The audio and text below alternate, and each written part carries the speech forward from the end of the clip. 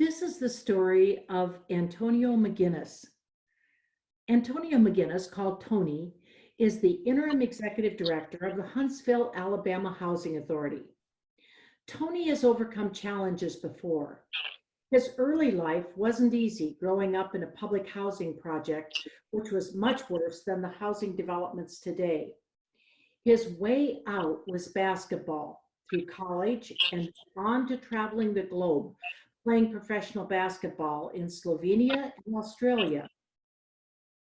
A fluke accident took him out of the professional game, but he went on to become a basketball coach with award-winning teams. Let's see what his advice is on handling this crisis and coming out a winner. Welcome, Tony McGinnis.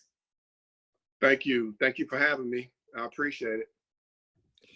Tony, tell us how the pandemic is affecting you personally. Well, first of all, I can't find a quiet spot in my house. Secondly, my wife, who's in the medical field, she's actually a dentist. She hadn't really been able to go to work over the last 3 weeks. I have a son who plays college basketball, and he's home now and doesn't really have a place to go and work out. And so we're all here at home, and, you know, it's just affecting us in that way, but it's also giving us a chance to spend a little more time together at home. And, you know, not being able to go into work every day has been a challenge. And my friends all around me, they're been impacted as well. I've actually had a college roommate that used to live in New York. He passed because of COVID-19. And so I've really seen this thing head on, and it's impacted me in a lot of different ways. You know, I have not run into anyone yet who knew someone who had actually died from it. What did he go through? Did he tell you anything about it? Well, when I found out about it, it was about 3 to 4 days before he passed.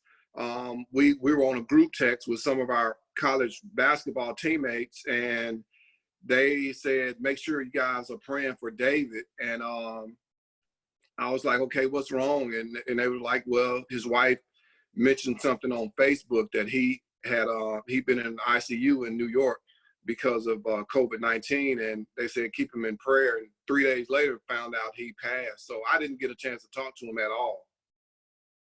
Does he know how he contracted it, or did anyone know?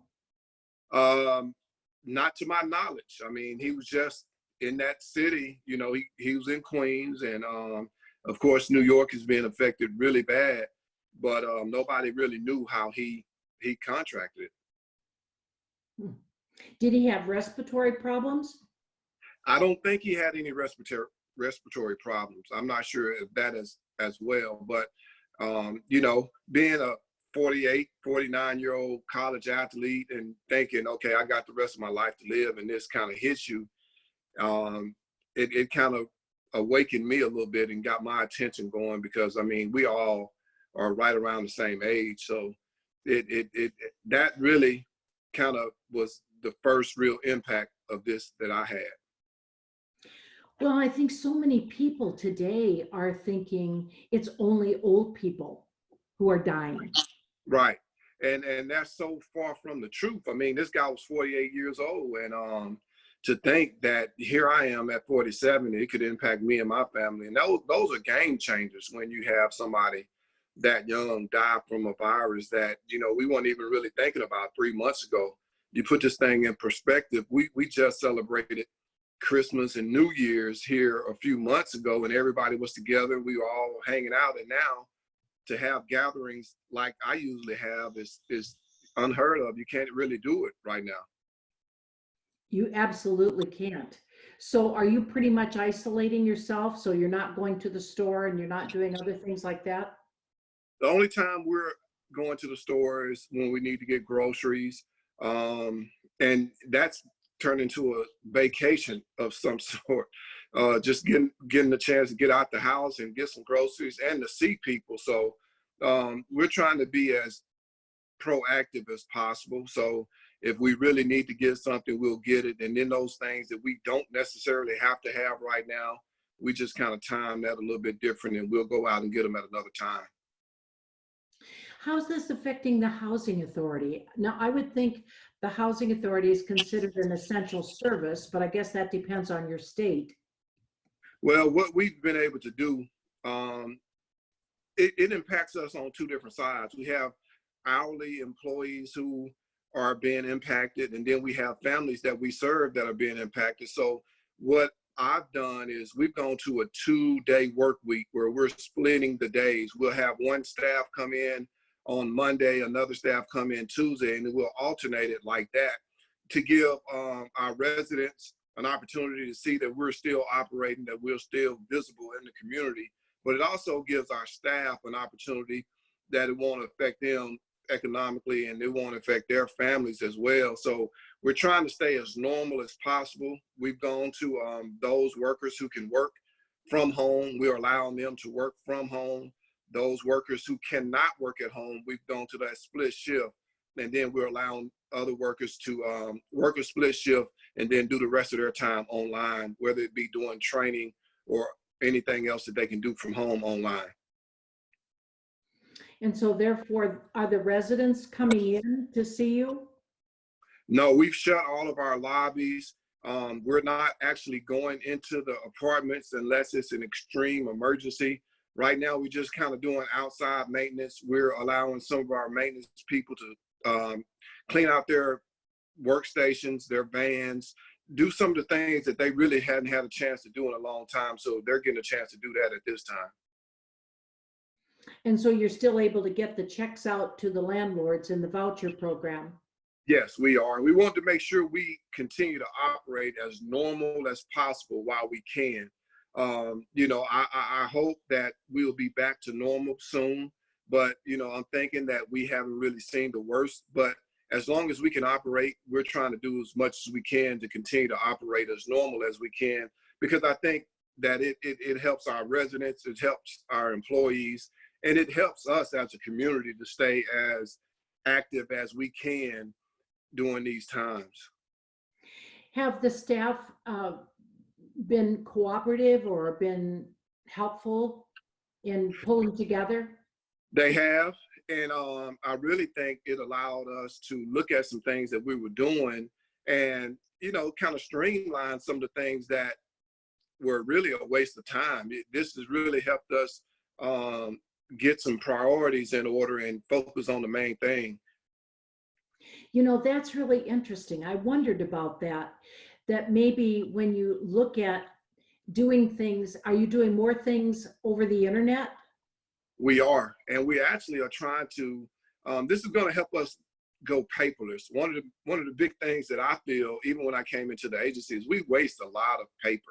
You know, we have stuff that we print out that we don't even use but for an hour. You know, we have a bunch of documents that we don't even really have to file. So if we can use this opportunity to kind of go paperless, still track what we're using, but eliminate so much paper, it'll help us even become more streamlined, because now when some of our case managers have to go home, they don't have to worry about not having the files that they need. They can actually just go online and pull down information from the cloud.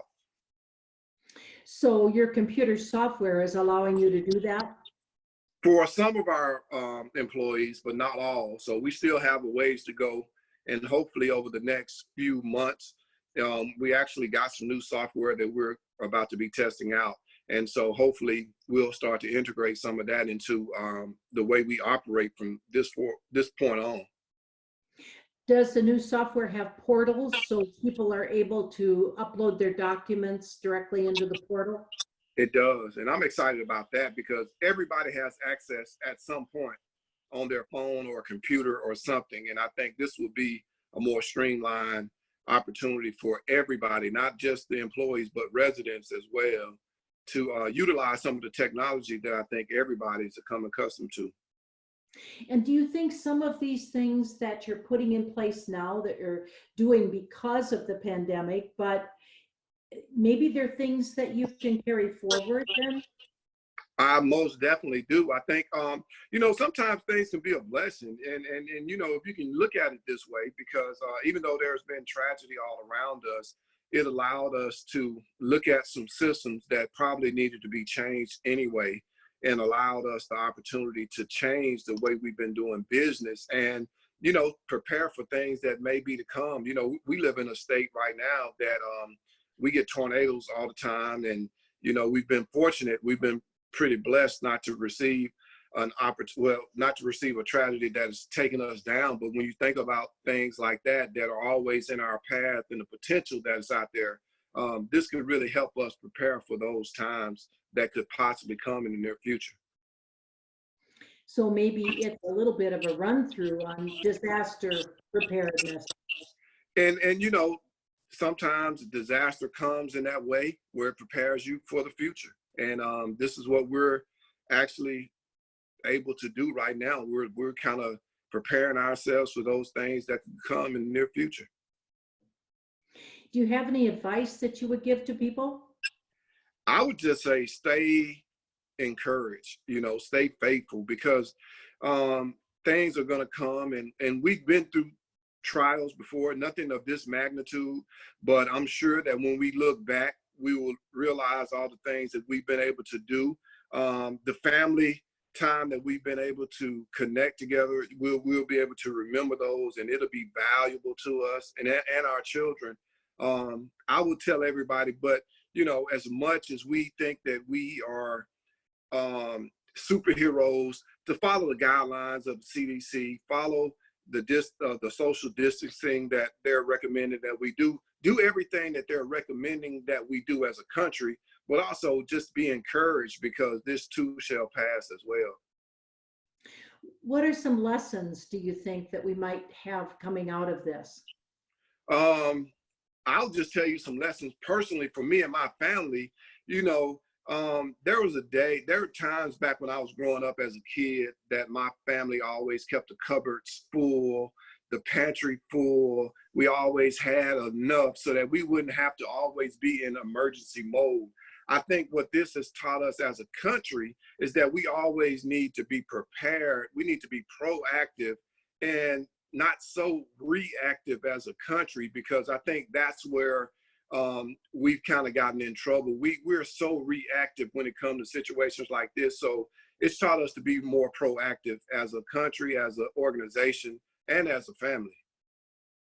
And maybe some of those hoarders that were your grandparents weren't too far off, huh? They were. And I tell people all the time, they knew something, because they always were prepared for times like these. I can guarantee if my grandparents were still living, they wouldn't be the ones in the grocery stores trying to get all of the tissue and all that stuff, because they had it already. And I imagine it's hardest for your wife, because her income as a dentist is just pretty much dried up. Or I've heard some people are doing internet interviews that are dentists. Has she tried that?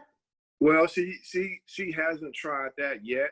The unfortunate thing about my wife is that she just opened up a new practice 4 weeks ago, brand new, and it was doing great. She was serving a population of people who were on Medicaid. So she was serving a population that a lot of people just don't want to deal with, and to be impacted where she can't serve those young people and those families has been more tremendous for her, because that's what she loves to do. That's her ministry. So I think she's more upset about not being able to serve more than anything.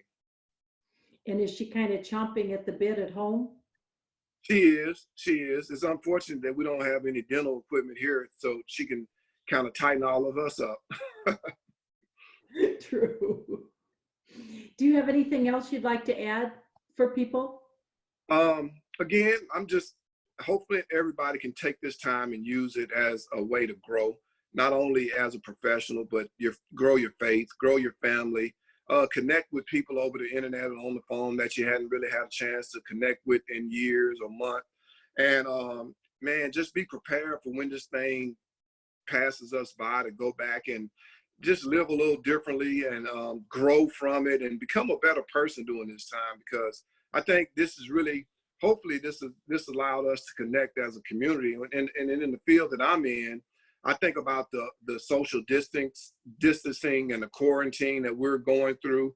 There's a population of people that have always felt that they've been social distance and quarantine, and we don't really get a chance to be up and close and personal with those people. So hopefully when this is over, we'll be able to reach out to those people who don't look like us, who are from a different side of a community than we're from, and we'll be able to connect in a real way.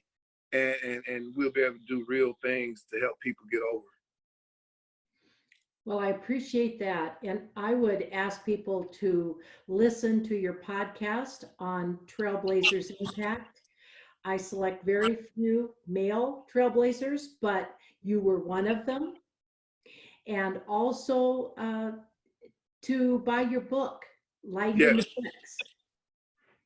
That'd be awesome. It's on Amazon, Life in the Bricks, Antonio McGinnis. And I appreciate you having me on for this second time. I think the first time was great, and I appreciate that podcast. And I appreciate all that you do, not only as a trailblazer in this industry, but just reaching out to people and making us, better in what we do. And I truly appreciate that. Now, I want to say this too. I didn't get a chance to say it last time, but I got a chance to go to your conference in San Diego. And Nan McKay Associates love what they do. And that's just a tribute to what you do and what you pour into them. So I appreciate that and appreciate everybody that I've come in contact with through Nan McKay. Well, I do too. And John and his staff get most of the credit for that, but I appreciate that. That's all. Thank you so much, Tony, and stay well. Thank you. I appreciate it. We need you in the field. I know it. I need to get in there. Thanks. All right.